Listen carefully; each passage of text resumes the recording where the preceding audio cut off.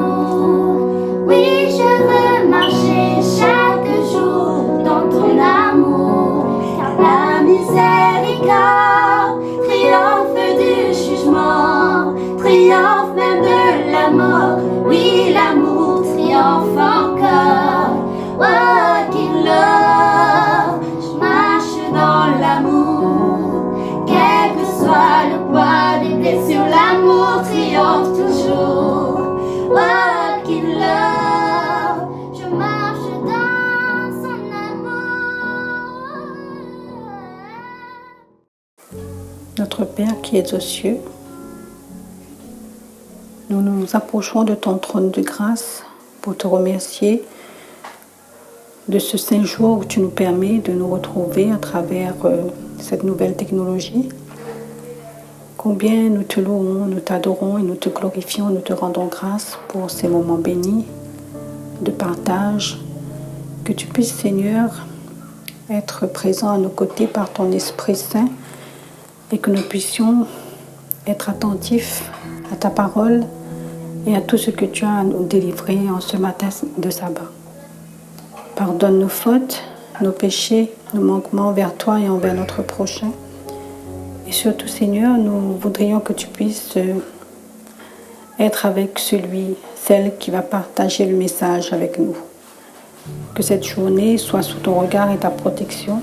C'est dans le nom de ton Fils Jésus que nous te demandons toutes ces grâces. Amen.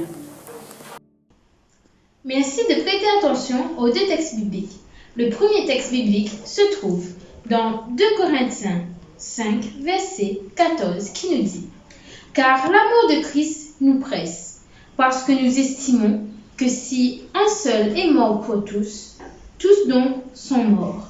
Amen. » Le second texte biblique se trouve dans 1 Jean 4, verset 7 à 12, qui nous dit « Bien-aimés, aimons-nous les uns les autres, car l'amour est de Dieu, et quiconque aime est né de Dieu et connaît Dieu.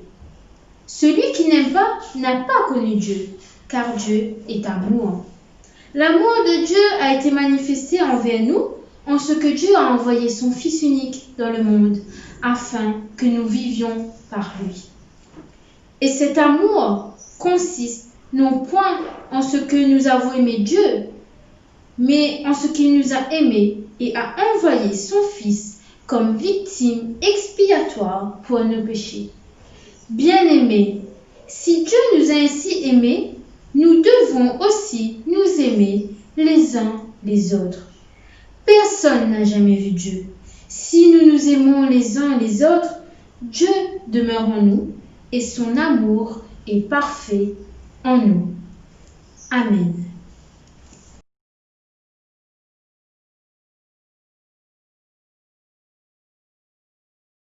Bonjour frères et sœurs et bon sabbat dans le Seigneur. Je voudrais ce matin me faire le porte-parole de notre sœur Heather Downsmall, responsable du ministère en faveur de la femme au niveau de la conférence générale. Elle a voulu partager avec nous un message qu'elle transmet comme étonnant de la part de notre Seigneur parce qu'il s'agit de son amour. Le texte qui nous est proposé en lecture, c'est celui de 2 Corinthiens, chapitre 5, verset 14. Nous connaissons ce texte, car l'amour du Christ nous presse. Il y a aussi d'autres versions. Par exemple, l'amour du Christ remplit notre cœur, l'amour du Christ nous étreint, l'amour du Christ nous domine, ou nous oblige, nous contraint, nous pousse, nous remplit, nous bouge. Mais quel est cet amour ?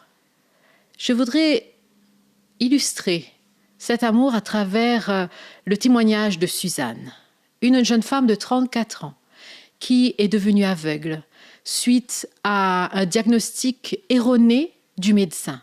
Ça faisait 1 an qu'elle était aveugle.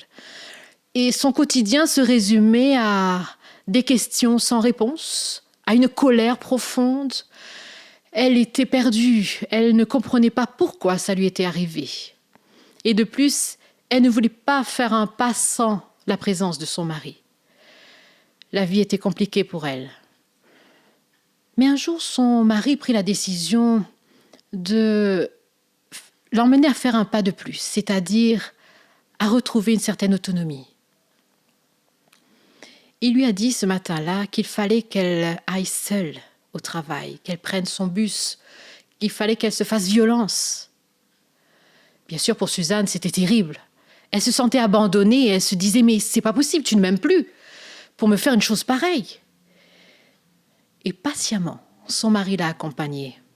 Il lui a expliqué chaque étape qu'elle devait emprunter pour arriver jusqu'à son bureau. Et après quelque temps, Suzanne se sentit prête. Ce lundi, elle serra son mari dans ses bras et, avec une petite hésitation, s'est tournée vers le bus, y est entrée avec beaucoup d'attention et s'est installée. Le mardi suivant, elle a fait la même chose, le mercredi, le jeudi. Et ce vendredi-là, quand elle sortait du bus pour rentrer chez elle, le chauffeur lui a dit « Vous savez, madame, je vous envie. » « Comment ça ? Mais je suis aveugle. Qu'y a-t-il à envier d'une aveugle ? » ?»« Je ne comprends pas. Que voulez-vous dire ? » ?»« Oh, j'avoue que je vous envie pour toute l'attention dont vous êtes l'objet. » Suzanne se demandait « Mais de quoi veut-il parler ?» Et le chauffeur lui expliqua que tous les jours, un bel homme se tenait dans le coin de la rue, s'assurait qu'elle traversait en toute sécurité, jusqu'à ce qu'elle entre dans le bus, qu'elle s'installe pour aller à son travail. Et là, d'un signe de la main, il la saluait, l'embrassait et prenait son taxi. Il est vrai que Suzanne ne pouvait plus voir son mari, mais elle avait ressenti sa présence pendant tous ces jours-ci. Il lui avait fait don d'un des plus beaux cadeaux, d'un amour incroyable, d'un amour toujours présent.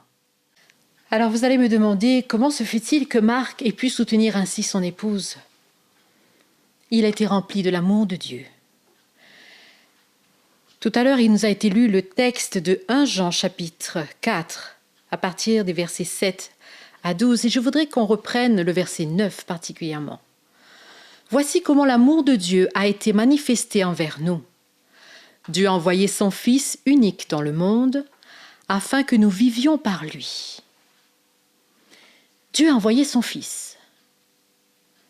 Et Jean va continuer à mettre le doigt dans son évangile, dans Jean chapitre 3, verset 16, où il va dire « Car Dieu a tant aimé le monde qu'il a donné son Fils unique. » Cet amour est illimité. Cet amour est incompréhensible parce que ce même amour de Dieu a contraint Dieu à donner son propre Fils en sacrifice. Oui, cet amour, il nous touche. Il est pour chacun de nous. Nous lisons toujours dans 1 Jean chapitre 4, verset 7, « Bien-aimés, aimons-nous les uns les autres, car l'amour est de Dieu. Et quiconque aime est né de Dieu et connaît Dieu. » Cet amour, la source de cet amour est Dieu lui-même. Et nous pouvons avoir la certitude que l'amour qui vient de Dieu est l'amour véritable. Cet amour est décrit aussi par l'apôtre Paul dans 1 Corinthiens chapitre 13. Nous connaissons ce verset où il est dit que l'amour supporte tout, l'amour est patient, l'amour est persévérant, l'amour n'envie pas, il n'échoue jamais. Mais alors, qui, à part Dieu, peut exercer un tel amour ? Quiconque laisse Dieu pénétrer son cœur peut exercer cet amour. Éphésiens chapitre 1, verset 4 nous dit que Dieu nous a aimés avant la fondation du monde. C'est une chose que nous ne pouvons pas comprendre. Avant même que nous venions à l'existence, Dieu nous a aimés. Avant même qu'il ait créé notre environnement, il pensait à nous. La sœur White nous dit ceci. La seule chose essentielle pour nous, afin que nous puissions recevoir et transmettre l'amour pardonnant de Dieu, est de connaître et de croire en l'amour qu'il a pour nous. Jean confirme cela dans 1 Jean chapitre 4, versets 9 et 10. Lisons ensemble. Voici comment l'amour de Dieu a été manifesté envers nous. Dieu a envoyé son Fils unique dans le monde afin que nous vivions par lui. Et cet amour consiste non pas en ce que nous avons aimé Dieu, mais en ce qu'il nous a aimés et qu'il a envoyé son Fils unique comme victime expiatoire pour nos péchés. Victime expiatoire, c'est-à-dire que Jésus s'est offert pour que nous soyons pardonnés. C'est là un message extraordinaire. Nous sommes pardonnés de tous nos péchés.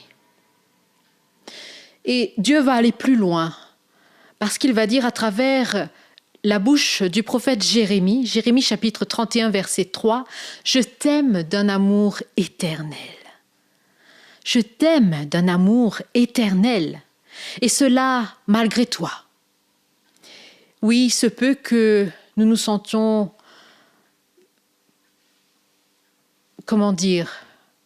imméritants.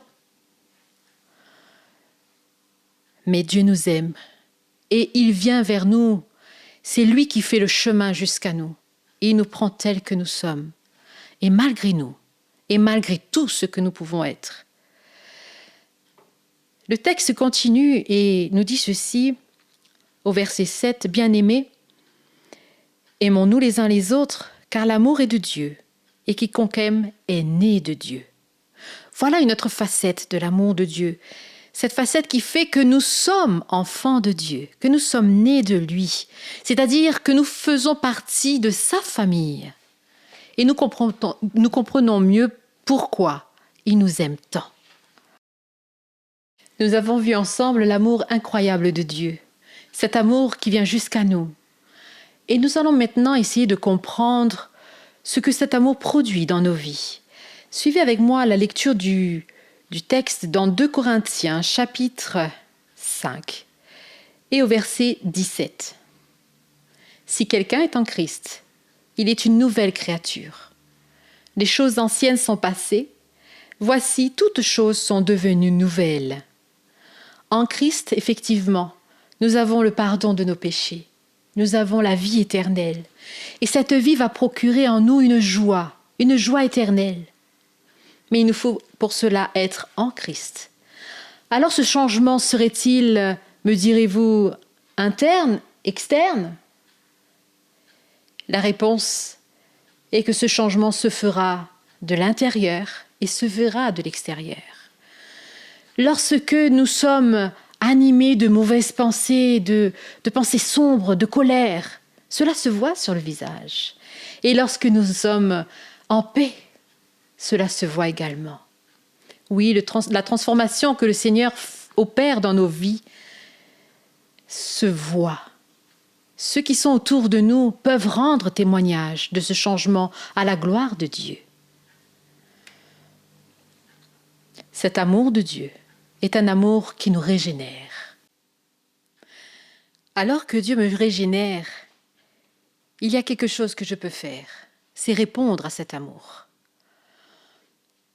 Jean nous dit, « Celui qui n'aime pas n'a pas connu Dieu, car Dieu est amour. » Si je ne connais pas Dieu, je comprends tout de suite que je serai perdu. Et je crois que personne de nous voudrait être perdu, n'est-ce pas ? Mais alors, celui qui n'aime pas n'a pas connu Dieu. Voilà un défi qui nous est donné. Aimer. Dieu nous donne la capacité d'aimer. Et ce défi nous amène à nous tourner vers les autres. Il y a pour cela une illustration que je vais prendre. Vous connaissez les mangues. Des fruits peut-être appréciés des uns et peut-être un peu moins des autres, mais en tout cas ce sont des fruits agréables à la vue, d'une odeur agréable également, un fruit délicieux. Mais il y a un autre fruit qui est peut-être moins connu. Il s'agit du durian. C'est un fruit qui pousse en Asie du Sud-Est. La particularité de ce fruit, c'est qu'il a une odeur nauséabonde. Et du coup, c'est un fruit que personne n'a envie de s'approcher. D'ailleurs, dans les hôtels, on n'offre jamais ce fruit sur la table. Et il est interdit de l'emporter dans l'avion, à tel point qu'il est repoussant. Par contre, ceux qui ont eu la capacité ou alors le courage, dirait-on, de passer au-dessus de cet obstacle majeur qui est son odeur désagréable, ils ont déclaré que ce fruit est délicieux. Ils ont même défini son goût comme céleste. Je ne sais pas ce que c'est, mais c'est pour dire que c'est un fruit vraiment très bon à manger. Alors le défi qui est ici concerne des personnes qui peut-être peuvent être comparées à des mangues. Nous aimons leur compagnie, elles nous font du bien, elles restaurent notre âme. Et d'autres, où nous n'avons qu'une envie, c'est de nous en éloigner. Alors, que pouvons-nous dire? Puisque le défi est là, nous devons aimer, que ce soit les uns ou les autres.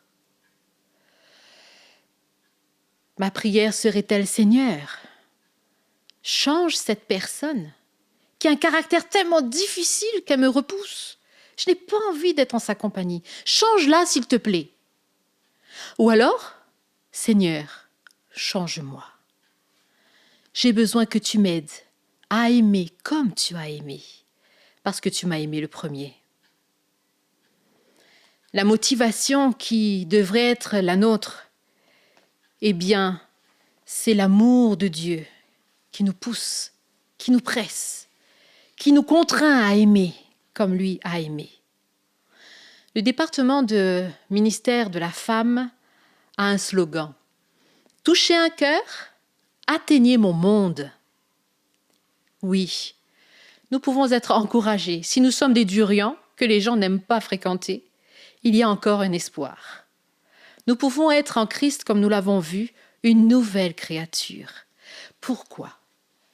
Parce que chacune d'entre nous sommes précieux aux yeux de Dieu.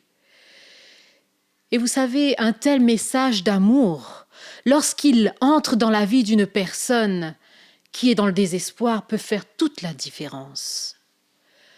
Ses chagrins, ses regrets, ses lamentations peuvent être transformés. Ses douleurs peuvent être transformées en joie. Notre sœur White dit ceci.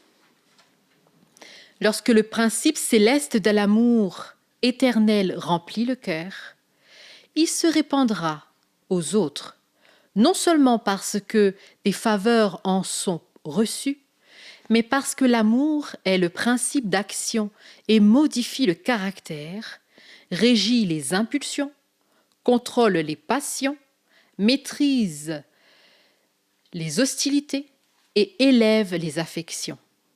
Cet amour, chéri dans l'âme, adoucit toute la vie et répand une influence raffinée tout autour. En la possédant, nous ne pouvons qu'être heureux. Et si nous aimons Dieu de tout notre cœur, nous devons aussi aimer ses enfants. Cet amour est l'esprit de Dieu.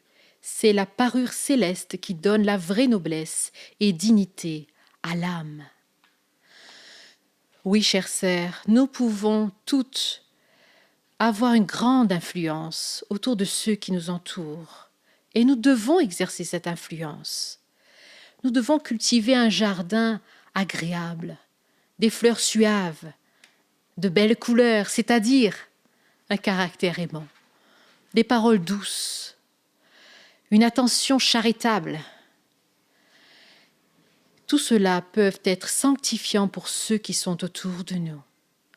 Oh, peut-être que quelquefois, nos mauvais penchants peuvent surgir. Mais retournons vite dans l'amour de Dieu et laissons-nous nous influencer par cet amour. Jean va terminer en disant au verset 11 et 12, « Bien-aimés, si Dieu nous a tant aimés, nous devons nous aussi nous aimer les uns les autres. Personne n'a jamais contemplé Dieu. Si nous nous aimons les uns les autres, Dieu demeure en nous et son amour est parfait en nous. » Dieu appelle chacun de nous au salut par Jésus-Christ, son Fils. Il nous appelle à lui rendre nos vies afin qu'il puisse vivre en nous. Son amour nous contrôle, nous exhorte, nous contraint. Il nous pousse à désirer le changement dont nous avons besoin. Chères sœurs, le moment est venu pour chacune d'entre nous de se poser la vraie question. Est-ce que depuis que j'ai rencontré le Seigneur Jésus, est-ce que ma vie a été changée? Est-ce que j'ai vraiment goûté à cet amour incroyable? Cet amour qui s'est sacrifié, cet amour qui veut me régénérer, cet amour qui m'accompagne. Est-il visible dans ma vie? Est-ce que cet amour me pousse à aller vers les autres? Dieu nous appelle à faire un avec lui, mais aussi avec son Église, à être ses mains tendues pour ces vies qui sont dans le désespoir. Oui, mes sœurs, Dieu appelle des femmes à ce service. Il nous appelle à nous abandonner à lui complètement, chaque jour, en nous approchant de lui à travers l'étude de sa parole. Mais il nous appelle aussi à partager cet amour, à aimer comme lui nous a aimés. Il nous appelle à servir les autres. Par la grâce de Dieu, soyons de telles femmes. Amen.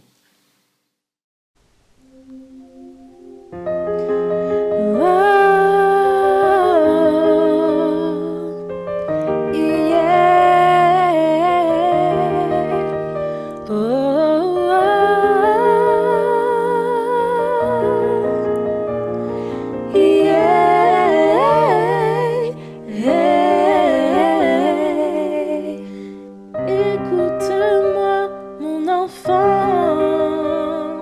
je suis ton Dieu et je t'aime. Je t'ai sauvé à la croix, par amour à Golgotha. Regarde-moi, mon enfant, je suis ton Dieu, je t'emmène. Saisis ma main, tu verras que je suis tout près de toi. Avant que tu n'ouvres les yeux, déjà je te connaissais. Pour toi, oui, j'ai des projets de félicité et de paix. Regarde-moi, mon enfant, je suis ton Dieu, je t'appelle, je te connais par ton nom, jusqu'à la fin des temps. Avant que tu n'ouvres les yeux, déjà je te connaissais. Pour toi, oui, j'ai des projets de félicité et de paix.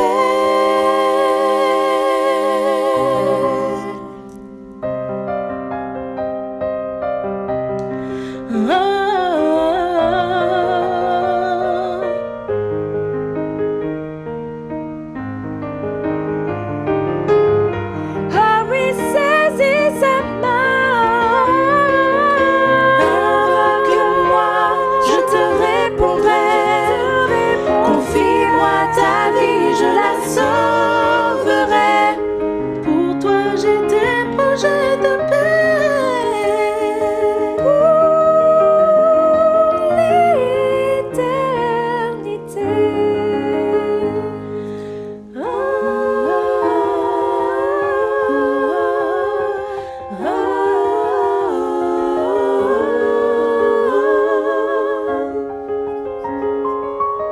Oui, prends sa main pour l'éternité.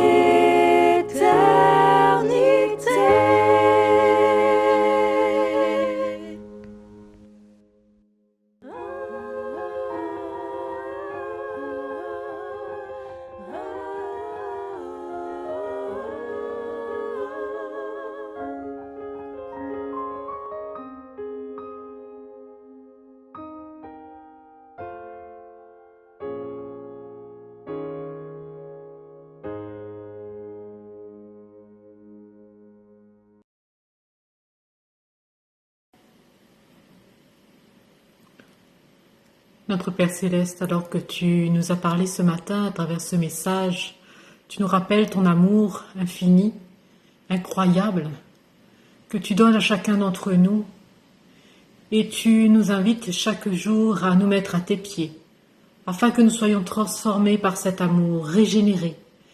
Nous voulons te dire merci pour tant d'attention que tu as envers nous, mais aussi te demander pardon pour les nombreuses fois où nous n'avons pas partagé cet amour. C'est un défi qui est devant nous.